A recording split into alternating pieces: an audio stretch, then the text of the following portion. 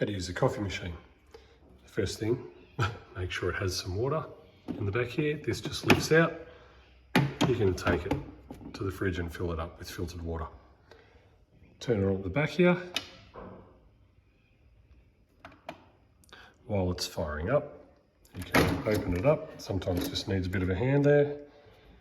Get your pod, push it inside seats nicely, and snap it into position.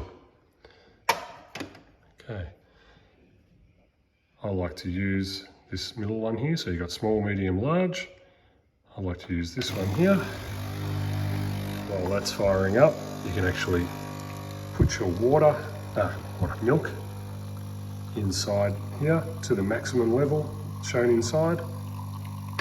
Turn it on, and that'll heat it up and froth it while you're pouring your coffee into the machine here. Pod stored under here. Please don't forget to empty it out during use.